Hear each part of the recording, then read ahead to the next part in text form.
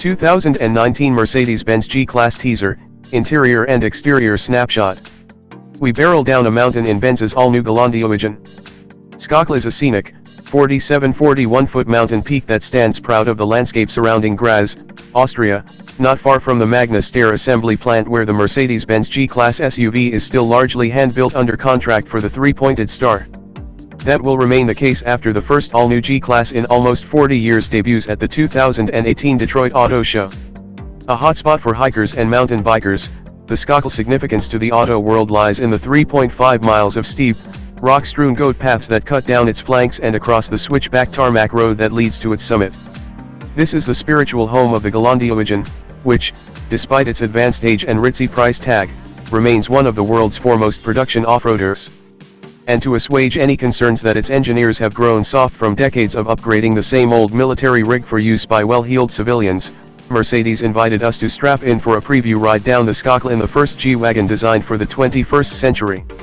While greater refinement and on-road drivability were the primary goals for the new 2019 G-class, individual test mules also had to survive more than 1,200 development miles on this Austrian Rubicon before getting the green light.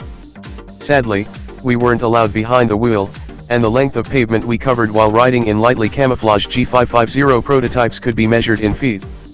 But this is still important stuff, with the G-class's prowess here bolstering its X-factor as a refreshingly absurd diversion from the SUV norm.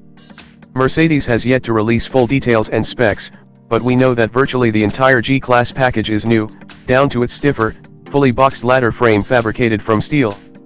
Yet so closely do the new truck's proportions adhere to the originals that only up close do you notice that it has grown 2.1 inches longer and 2.5 inches wider, with an additional 1.6 inches between the axles, small numbers that result in a notably roomier and more usable cabin, particularly for rear seat riders. Larger disc brakes front and rear necessitate that entry-level G550s where at least 18-inch wheels, 19s and 20s also will be available, with the high-performance Mercedes-AMG G63 version expected to roll on 22 inches and gain the vertically slat Panamericana grille that's spreading across the sub-brand's lineup. Thanks to smarter engineering and the use of lightweight materials, such as aluminum for the hood and doors, Mercedes says that curb weights should come down by about 300 pounds versus existing models, which in our testing have weighed nearly 6,000 pounds.